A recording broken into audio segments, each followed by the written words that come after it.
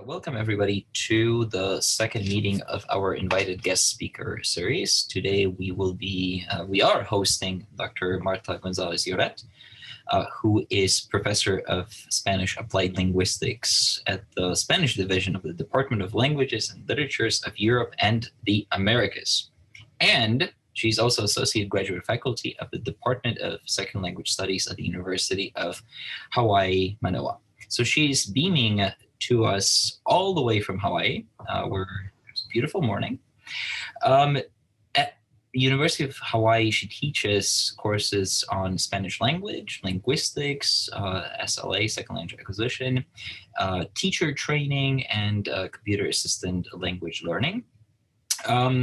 Her pursuits are situated at the junction of second language acquisition and technology.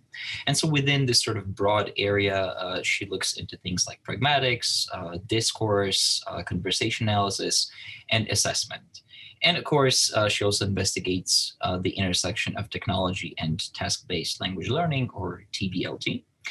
And it is this latter interest that will frame today's talk on task-based language teaching and the distance language classroom, a topic that is of particular relevance, we think, in today's academic landscape. Many of us are working on translating our curricula, our assignments, materials into this new online medium. So we were thinking the matter of task redevelopment or design even is on many minds these days. And so it is our hope that today's talk will answer some of the questions that you may have pertaining to task-based language teaching, and that it will also help you, think about TBLT in a little bit different, inspired way. Without further delay, please give a warm welcome to Dr. Marta Gonzalez Lloret. Thank you, Simon. And I can share screen already, I see. Yeah, all right.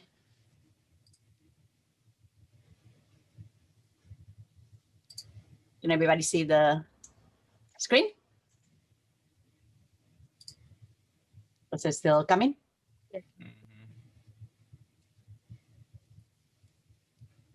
All right, everybody.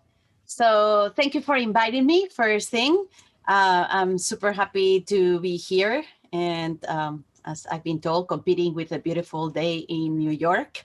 So we'll make sure we pack everything that we need to in the time we have and have enough time for questions and answers. I will be talking today about task-based language teaching in the distance language classroom. And I hope that what I'm teaching is not just for distance language classroom, but that can be also applied to hybrid classrooms or technology enhanced classrooms, and that everybody can get something out of this class, especially in our environment today. I imagine that most teachers in the world, like we were here in Hawaii, were thrown into these start teaching with technology now. And many of them with training, some of them without any training. So I think now everybody has realized that, yeah, the technology is there. We can use it. We can learn to use it, but without actually having a methodological base to what we do with technology, is nothing else than a tool. There's so much more that a technology can offer if we actually use the technologies that are best for the methodology that we want to implement. So in this talk today, I want to talk about task-based language teaching, because I think it is, if not perfect, I think it's a really good way of incorporating technology and a really good way of bringing a sound methodology into online teaching. So I will review some of the key concepts for some of you that may not be so familiar with TBLT, and so that we're all talking about the same thing when we talk about TBLT. And then I will show some activities, some technologies that fit best within this methodological framework. And I will also propose some tasks that can be done with it. and I will address some of the challenges and how to overcome them. I haven't packed the presentation with references, but I have like 10 pages of references about every single of these tools. So if anybody wants to research more about it or wants to know more about it, please write to me and I'll be more than happy to give you any references. All right. So technology-mediated task language learning, right, is a type of methodology that I think is perfect as a marriage with technology. Why? Because they're both based on learning by doing, on a philosophy of learning by doing. And what do I mean by learning by doing is most of us don't read the instructions that come with our cell phones, right? We get the cell phone, we open it, we take it out of the box, we program numbers and we start calling people, right? Well, why? Because we learn to use technology by using technology. We need to do things with it in order to learn it. TBLT has the same philosophical base. We learn to use the language by actually using the language. We need to have a goal to use the language. So both technology and TBLT are also goal oriented. We don't buy a phone just because of the beauty of the phone. We buy a phone in order to call someone, communicate with other people, look at the internet, etc. Right? They're both also based in authentic tasks. So we do things that we need to do in order to use that language or in order to use that technology. And they're both used to communicate with people. So in a way, there's lots of symmetries between TBLT and technology that I think can be explored. So what do I mean by TBLT, by task-based language teaching? So I already mentioned that it is based on principles of learning by doing. Tasks are usually the building blocks of a TBLT, and tasks are the authentic things that people do, the things that students will need to do outside of the classroom once they leave the classroom. But of course, we need to scaffold the students into be able to do these tasks. And in a TBLT methodology, this is done through pedagogic tasks. So pedagogic tasks are the activities that we do in class. They can be language activities, and I'll talk a little bit more about what those look like, to be able to scaffold the students to get to do that final task that they need to do. Usually, we start with input, so lots of video, audio, reading. Then we move into control output, so small things that people do in pairs, putting a dialogue in order. And then we move towards more output, more speaking, until students are able to perform the final task. We'll talk a little bit more about that. So there are multiple versions of TBLT, and this is important because we all consider that these are all TBLT, but it's a little bit of a spectrum. So on one side of the spectrum, we have what we understand as more traditional classroom activities, and the methodologies or the frameworks on this side of the spectrum usually talk about pre-task, task, and post-tasks. And on the other side of the spectrum, we have those that are more authentic, more real world tasks. And I'm moving more in this side of the spectrum. So I'll be talking about these target tasks, which is what the students will need to do outside of the classroom, and also the pedagogic tasks, which is what we do within the classroom. Regardless of where in that continuum you are, TBLT understands tasks as being focused on meaning, as being learner-centered, goal-oriented. That is, they need to have a purpose outside of the classroom and an outcome that is not just the activity itself, and they need to be as authentic as possible. So let me ask this. Is this a TBLT curriculum? And you can either use your reactions, or if you have a camera, you can nod on and off. So I'm trying to see as many people as possible here. Try to do this a little bit interactive. So The first week we do present tense, second week we do present progressive, week 3 we do conditional, lots of explanation, grammar activities. Is this a TBLT curriculum? So can I see some faces going? Okay, yeah, I like the crying one. Yes, no, it's not a TBLT curriculum, right? What about if we do greetings the first week, then the family, then the house, and we go over the vocabulary, we go over what it means, and then we do lots of communicative activities. Is this a TBLT curriculum? No, it's not a TBLT curriculum. This is a functional notional curriculum or a communicative language teaching curriculum, right? But it's not a TBLT curriculum. So what does a TBLT curriculum look like? Well, what we do is we start understanding what is that students will need to do. So we may decide from week 1 to 5, we are going to learn to make reservations. And within making reservations, we make reservations for many different things. So from a hotel room, a tour, a restaurant. And then what we do during those 5 weeks is we start doing lots of input activities. So we look at models of how people reserve, we listen to audios, we watch videos, we actually learn the vocabulary that is needed for that. So a lot of input flood. And we may have to learn the grammar associated with that too. And then we do some guided output, like group activities, speaking activities, and then we move towards being able to actually make any reservations. So within a TBLT framework, it's a little bit of a cyclical thing. So we always need to start with a needs analysis. That is the main idea of a TBLT curriculum. Why? Because there's so many tasks that students may need to do. There's so many tasks in the world. Everything we do every day is a task, right? And also, if we think about technologies, there's so many technologies. So we actually need to figure out what are the tasks that students will need to do once they leave the class. And a needs analysis can be something really big, institutional, or it could be something much smaller that we can do in our classes and that we can fit within our existing curriculum. Through a needs analysis, we will find not only what tasks the students need to do, but also what language comes with those tasks.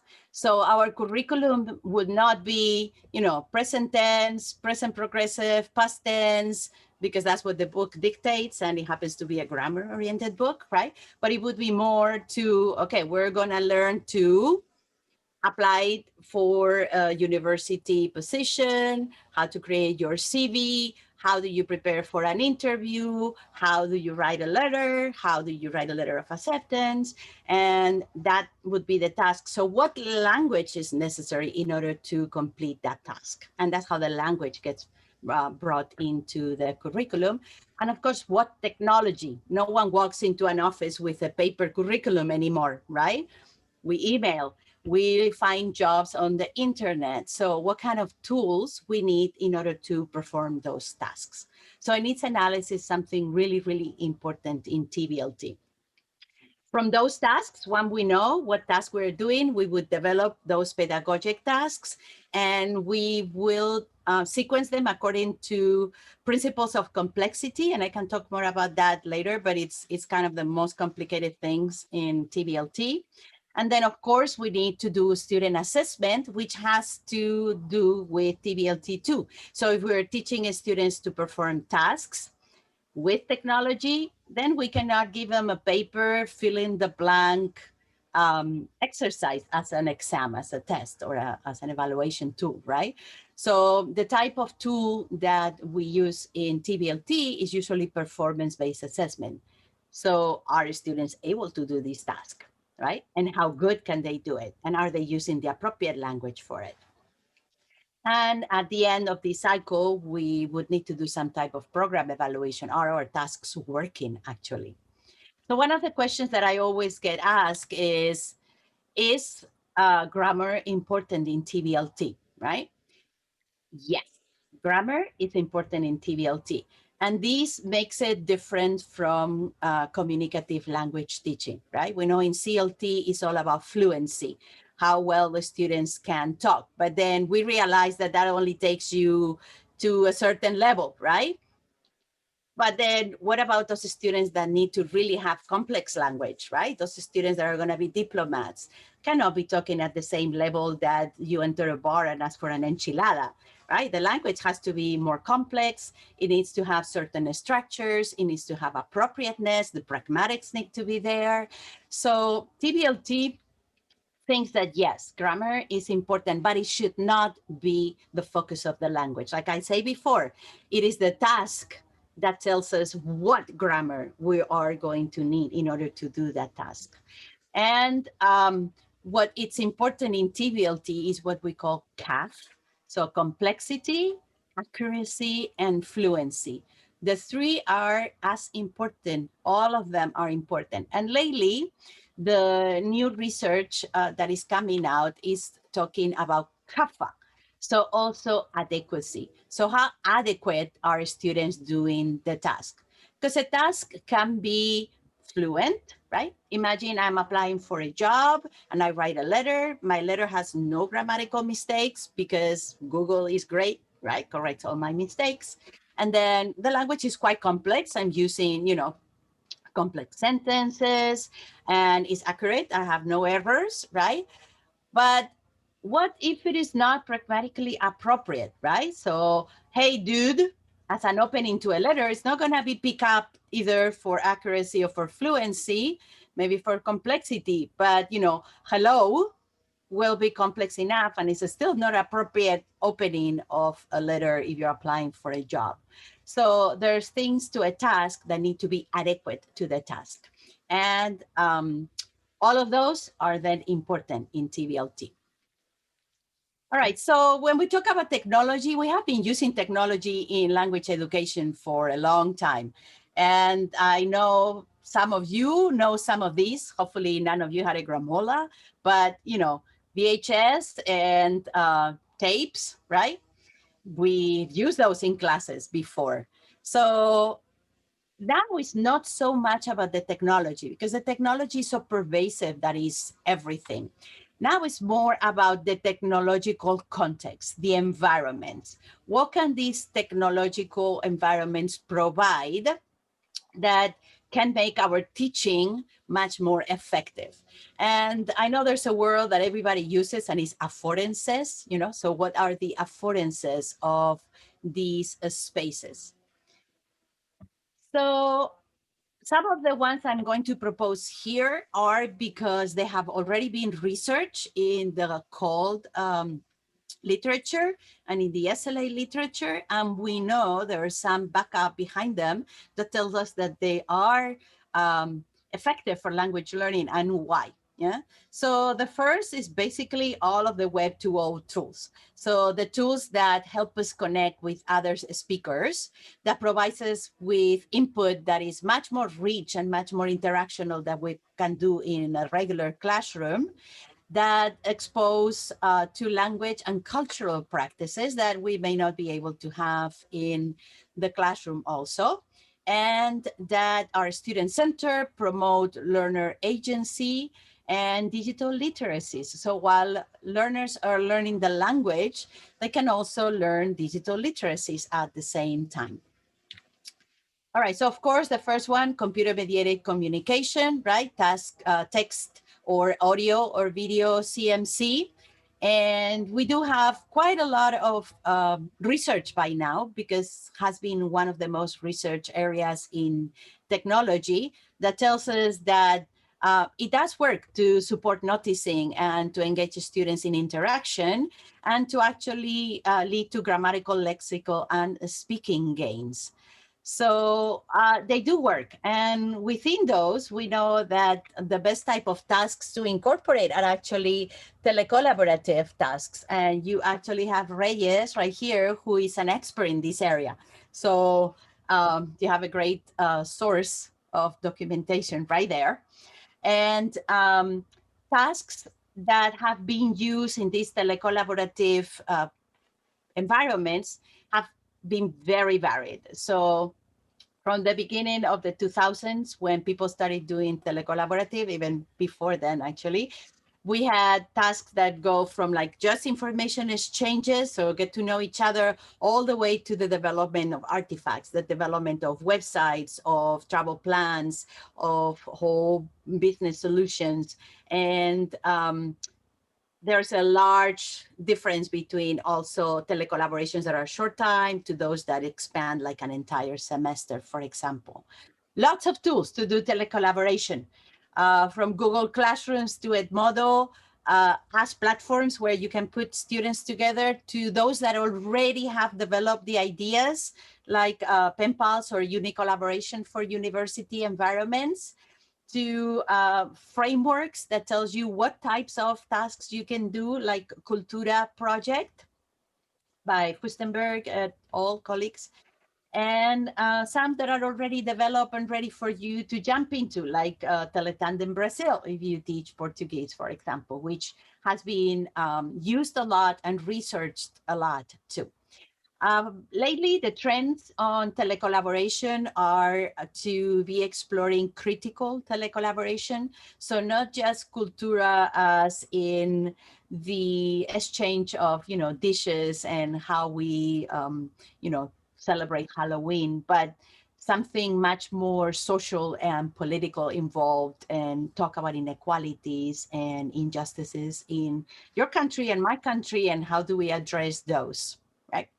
And also, most of the research now is looking at what impact different types of technologies have for the development of telecollaboration.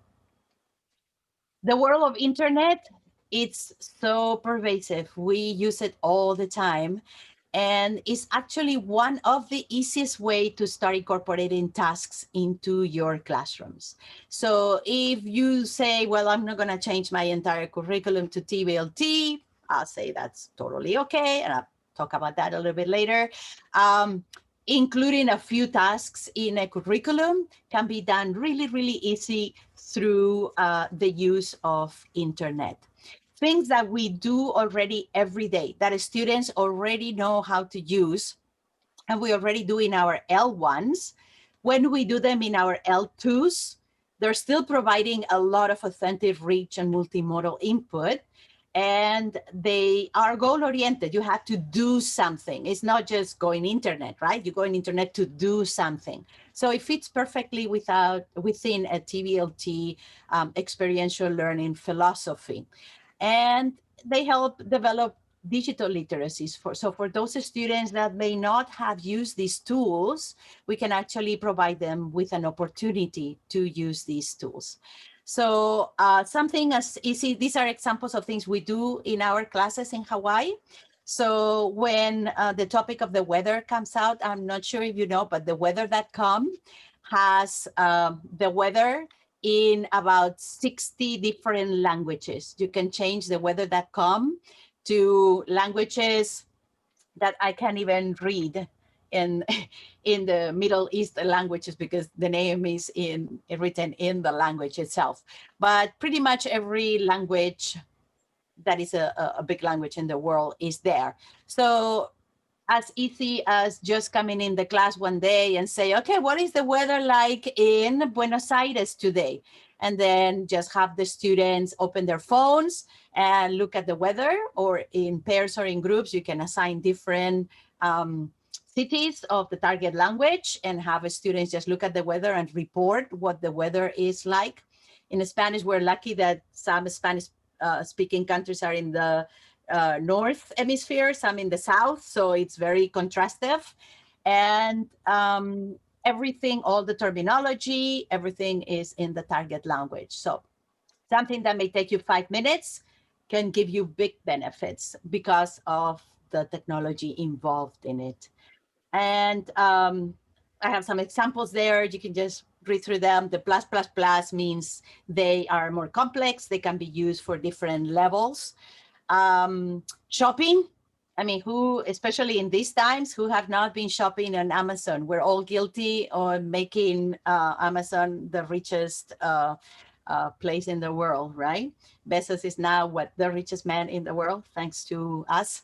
So You don't have to actually buy anything, but you can use the tool for quite interesting things. We always, around this time, around Christmas, we ask the students to find 3 books that they would like to give to a 14-year-old girl, a friend that likes to travel, and your new boss. And they have to go in there, read the reviews. So there's a lot of input, right? Reading input. And then they have to, maybe if that can be a task in itself, right? Just finding the book and how much does it cost. That would be a very, very basic level. You can write an email to your teacher explaining why you chose that. I'm not sure, but everybody seems to select the Eclipse saga, the vampire saga for the 14-year-old girls. There's some stereotyping there, I guess. But why you selected that, how much does it cost, how long is it going to take to arrive, all of these things. And then our bigger level classes, our higher level classes, we actually ask them to review books that they are reading for their other classes. So if they're reading something for their literature classes, we ask them to go to that and review, contribute to the community of knowledge that Amazon has, right? Before we buy things, even if we're not buying them in Amazon, I go and check the reviews. I don't know about you, even if I'm not going to buy there. So I like looking at the reviews of the other users. All right. Traveling, of course, lots of sites where we can look at trips, book trips, places to stay, lodging, right? So Airbnb, if we want to rent an apartment, lots of typical lessons books have these traveling chapters. So we try to make it more authentic by incorporating technology. So rather than just look at the book and see the 2 little hotels that they give you, we ask the students to just go in hotels.com and find a hotel for that place and then explain to the class why they chose that hotel. They do it in the L1, so they see all of the vocabulary that they're learning is there. So it's more input, it's more input. We ask them to read the comments of the other readers. So there's more input, more input. And from there, you can develop more complex tasks also. And of course, maps, right? Google Earth and Google Maps. Yeah, really, really interesting. Giving them a flat map is now pretty much pointless because no one uses them anymore. I mean, I'm not saying that it's not bad to learn to read a map, but when you go to a travel, you cannot even find those maps anymore. You have to go to the tourist information office, which sometimes is closed, and all you have is your phone, right? My niece has asked me, she's now 17, but when she was younger, I was looking at a map to prepare something, and she said, Auntie, where is the blue dot? So our new generations, most of them don't even know how to read maps, right? Now, you may want to do a cultural activity about how to read an old map. That's fine, right? But that not be an authentic task in itself, be a different type of tasks. Google Earth has this wonderful tool where you can record a whole tour. So our French teacher asks the students always in groups to do different tours of Paris. So they have to select what monuments they can see in one day, right? You can't see Paris in one day. So what monuments they can see in one day. They have to actually research those monuments. Why are they important? The history behind them. They have to enter that information into the tour. They have to go to a place to eat. So they have to investigate restaurants on the way. So from here to here at lunchtime, where are we going to stop? They had to do an event in the evening. So they also have to research activities and they have to record everything. Then everybody watches them and the best tour wins a prize. So it's, something interesting to do if you live in a city that is a beautiful city. You can get the students to work on your own city, but in the target language. Writing tasks, it's one of the most prolific also for the internet and for task-based language teaching. We know from research that when we write for other people, when what we write is relevant, we pay a lot more attention. to what we write and how we write it. Technology allows for collaborative production in ways that we could not do before, and for opportunities for feedback, for the development of more complex language, and also the development of intercultural competence through writing, right?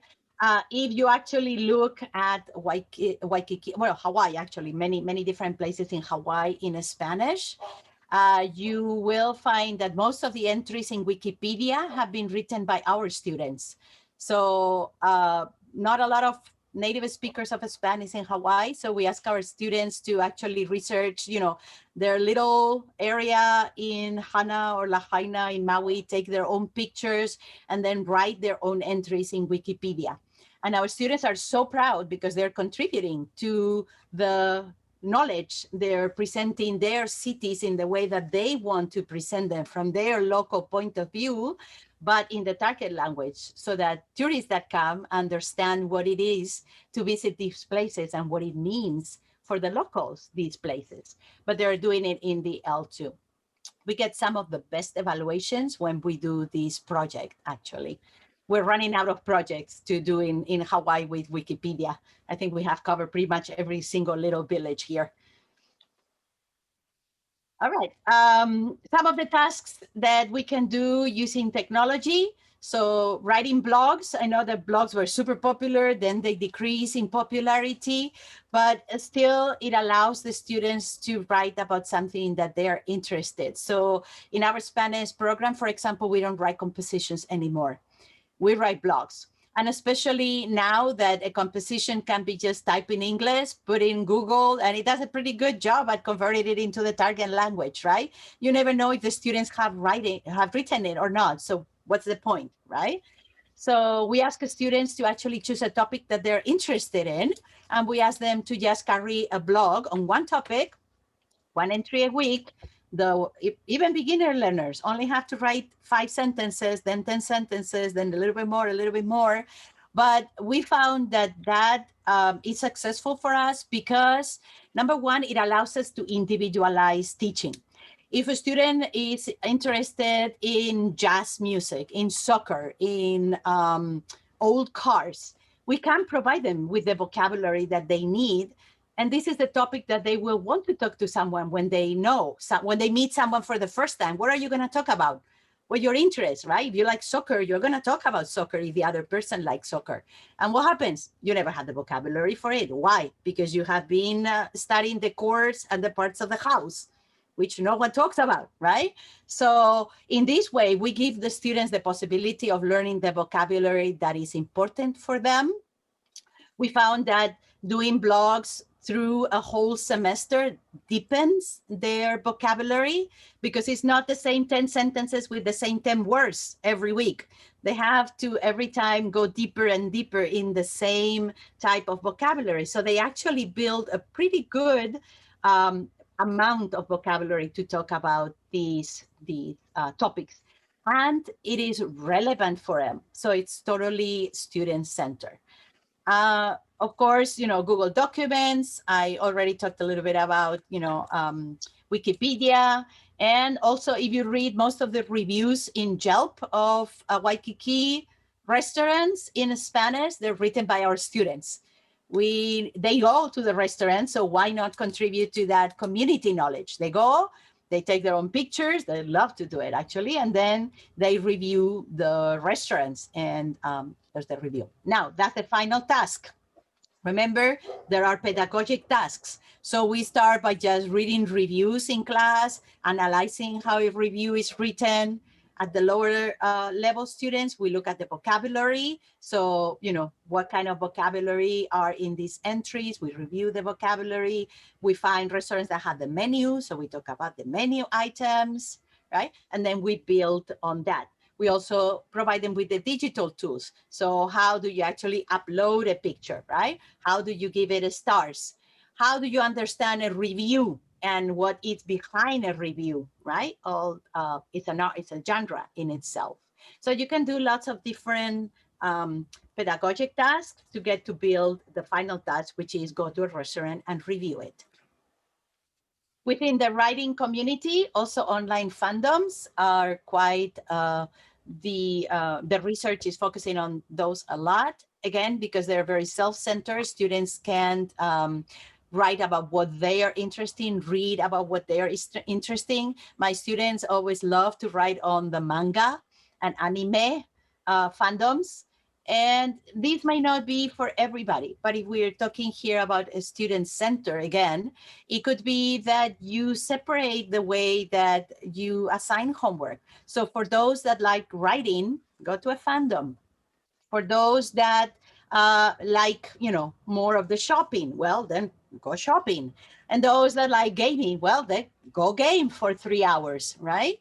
It's, I wouldn't put to game people that don't like, that they're not gamers, that they don't like to game. But if they like gaming, then go ahead and game for 3 hours of homework, because we know that, games are strong motivators that gives opportunities for interaction, that actually we know that the language that they learn there applies outside, because gamers don't just game. They go and look at blogs, they go and look at forums, and they learn all these tips to be able to keep gaming. So there's a lot of input that is also like written input that is not just in the game itself.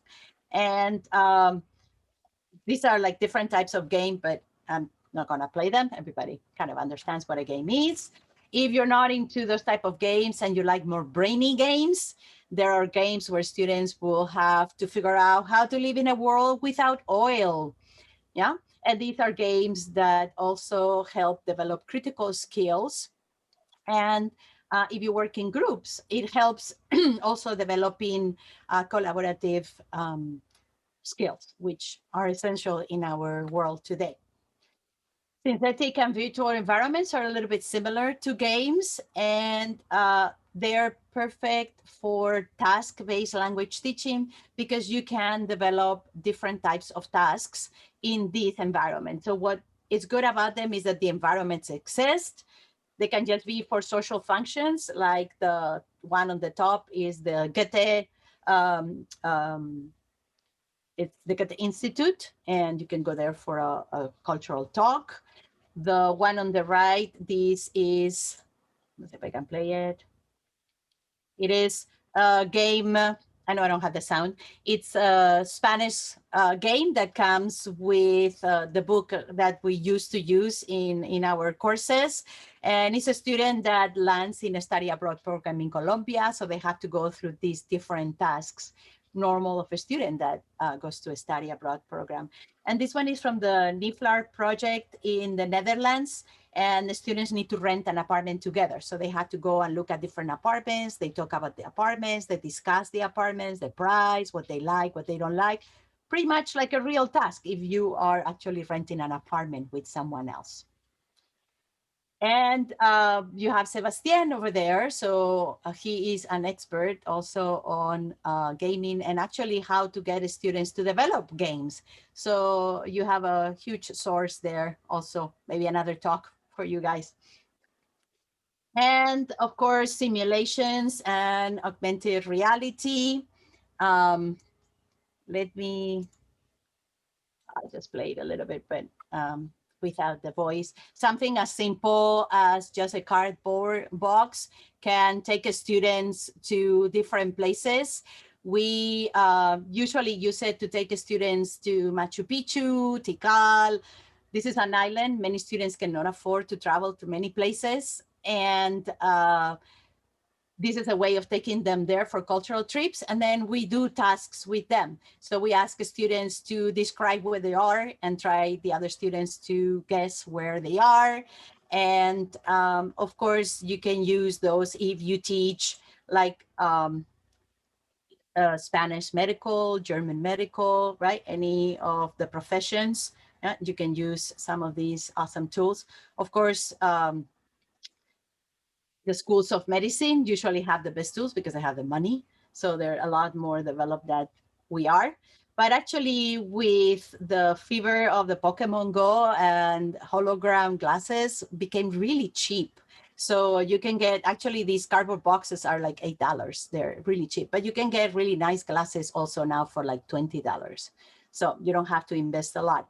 And this is a simulation for pilots in English. So most people that pilot a plane needs to learn English for aviation. So this is research that a PhD past student of mine is doing on English for aviation purposes. There's nothing on these for other languages, but interesting to explore. Some of the tasks that you can do from a very basic experience a museum, and we use this one in Spanish all the time. So let me see if it loads, but it's a virtual tour of the Frida Kahlo Museum, and students can actually visit the museum going there. So students in the first semester, they just as basic as they go in the house and then they explore the house and they just talk about the things in the house, which is much more interactive and much more cultural than just talk about the picture in your book that has the same vocabulary, right? The table, the bed at the end, and immerses in a way students in a way that they can apply what they're learning a lot more. And you have the link in the presentation, so you can go in there. Of course, it's not easy to make any changes, right? So much easier to just go with the flow. So change is never easy, but it is worth it.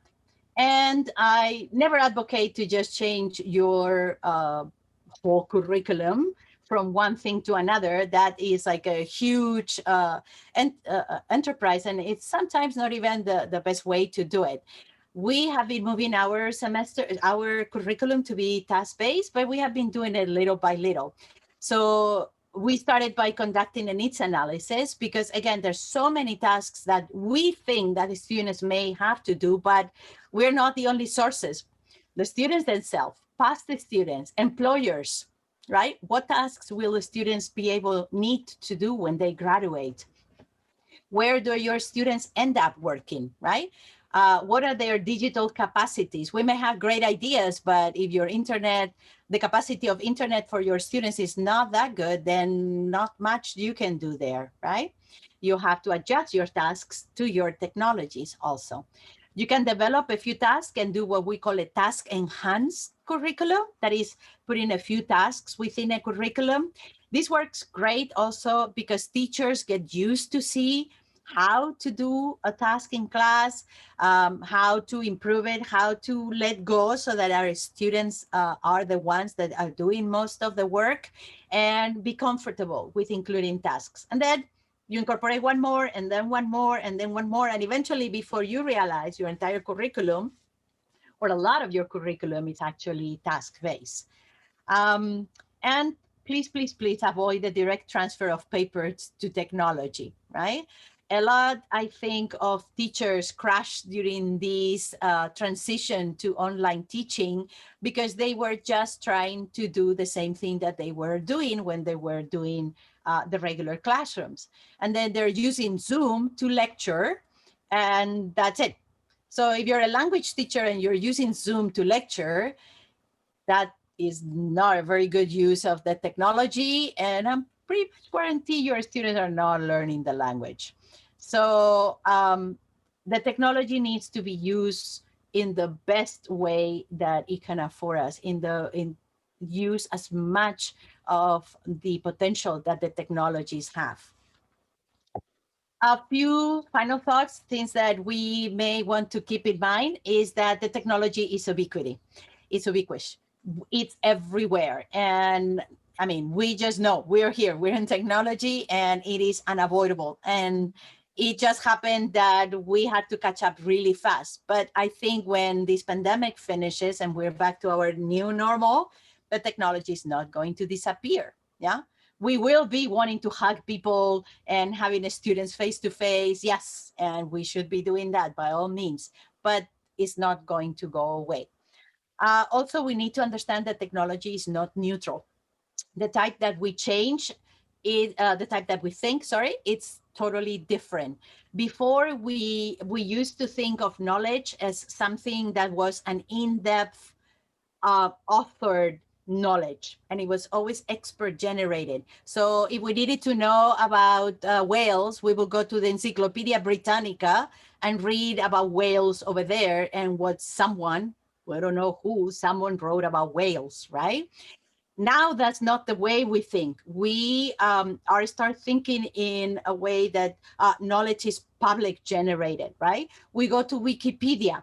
Is everything in Wikipedia correct? Well, we have to know how to read the triangle on the top that tells us this has been already has enough sources, and it has been or it has not have enough sources to make sure that the content is trustable, right?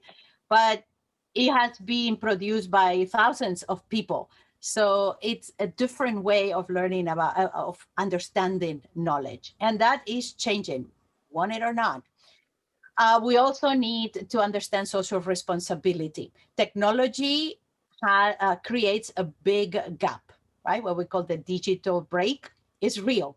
And depending where you teach, your students may have less of a bridge gap or more of a gap.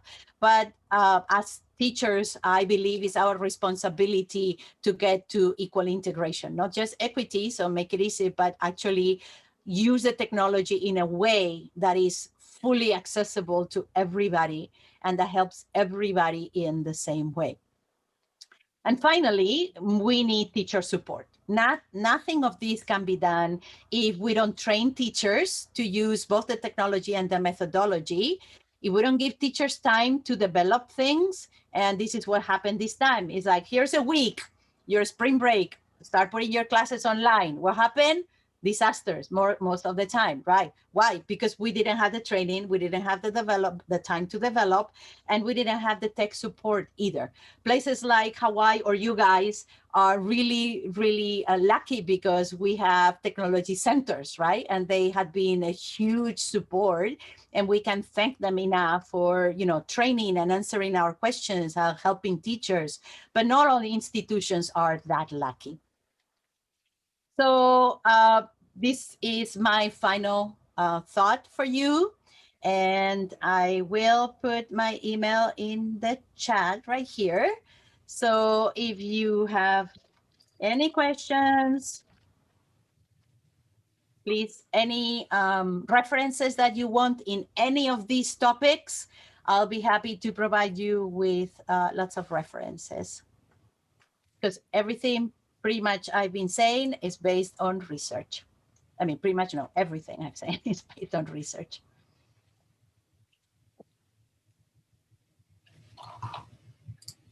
So any questions? I'm, open to questions. Either I can open the chat or, you can unmute yourselves maybe, or I can unmute you maybe. Thank you, Marta. Let me just interject really quickly for your inspiring and just rich and great presentation. We do have about 6 minutes until 4 o'clock, until this formal section of our presentation ends. So if you have any contributions, by questions or comments, feel free to unmute yourselves and ask them directly, or put them in the chat.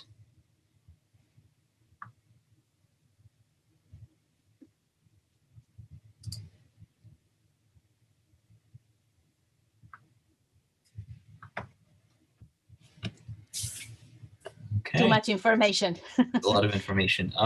If there are no immediate questions, I would like to ask one. Actually, I do have two questions here. One sort of more specific and one broader question. So I'm going to start with the more specific one and see if folks would like to follow. So at one point, you were talking about the adequacy dimension of instruction, right? And we were talking about, I couldn't help but to link it to just discourse studies, discourse analysis, pragmatics, and specifically Gricean maxims, right? And I was wondering if this is the direction, this is the correct way to think about it, and if so, do you leave space for engagement with pragmatics, with discourse in your classes? And if so, how do you do that in a remote setting, right, where the discursive norms are very different from, face-to-face interactions. So if you could just maybe speak a little bit about that, that would be awesome. Yes, thank you.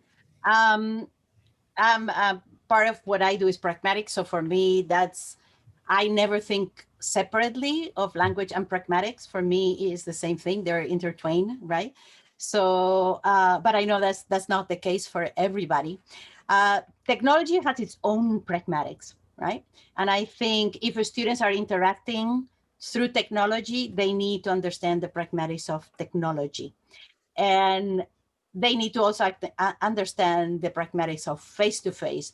But you can actually just talk about those or show videos of people interacting, right? Analyze those videos, analyze some discourse. And I would say telecollaborations are probably one of the best ways to engage in social pragmatics and pragmalinguistics, actually, because when you actually talk to people is when these things come up, right? So in telecollaboration, how you develop the tasks, you can target them towards learning also the pragmatics of face-to-face, right? So you can have students discussing a certain topic that has to do with face-to-face communication. So how people greet when they see each other face-to-face, right? How do they greet in your country? How do they greet in my country? Who, why, when not? What do you say? What do you not say? Why is implied, right? So the discussion of those things with the people of that culture, rather than you as a teacher telling them, is very different, right? Because you're getting it from the source. You're getting them to actually discuss it. So more things may come up. Students are engaged in it. They're not just passive recipients, right? They are talking about it. So I'm not sure if you're familiar with the Cultura project. You probably, I don't know if you know about it, but Furstenberg et al., they have a 2001 article in Language Learning and Technology, which is open access. And they describe a little bit the project there. What they had these projects between MIT and Paris. And what they did is they had word association in both places where people would answer in their L1. So, so that is really rich in content. And these were very culturally target words, right? So things like freedom or things like money, family. And then what they would do is they would fill it up in their L1s. Then they would bring it to their classes. They would discuss. It's like, why are all the Paris kids saying freedom comes with égalité and fraternité? What is this, right?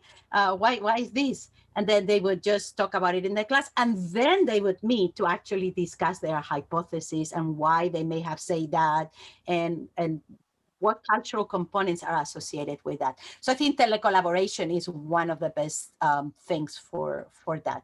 And you have Regis right there, who actually Regis and a professor in Spain and I collaborated one time in a project. So it was a 3-thing: Madrid, Colombia, and Hawaii.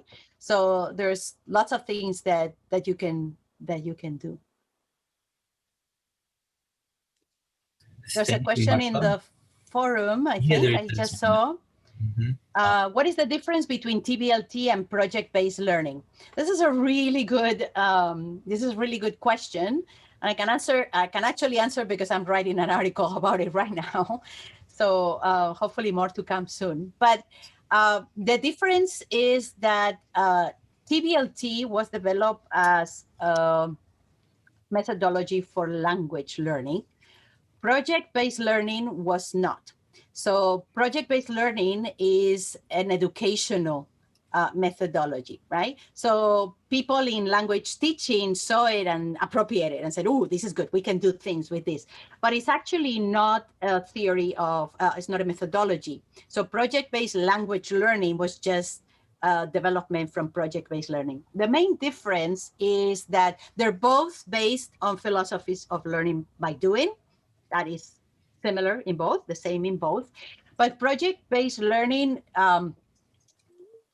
focuses a lot more in developing critical thinking skills, collaborative skills, right? So it is used a lot in high schools because at that time is when the students are developing these skills.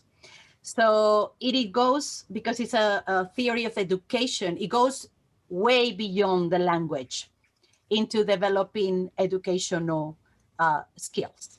So that's the main difference. And that, I think, is why it's so successful also in high schools. Also, project-based learning has to have a product at the end that has an audience that is outside of the classroom, right? To be a real project-based learning project, it is not a cherry on the cake where they do volcanoes at the end of the day or a poster, right? It has to have an impact outside of the classroom, and it has to have an audience outside of the classroom as recipients of that project. TBLT does not do that. You can have it, but it's not a requirement of TBLT. TBLT, students learn to do things that have an impact outside, that they can do outside, but what they do only has a personal impact. It does not have to have an impact on a community, on a school, or anybody else. So it's much more selfish in a way. So those are basic differences. Now, a lot of task-based language teaching that is long, like telecollaboration, right, looks like a project. Right. So you can actually have a TBLT project, right? But it's not a project-based learning project. So it's a question of calling things what they are, I think. Did I answer the question, Chung? Yes, thank you very much. Yep. Yeah. Thank you, Marta. I see, Chris, you have your hand up. I just wanted to say really quickly two things, that it is 2 minutes after 4 p.m. here in New York. So this is the end of the formal presentation.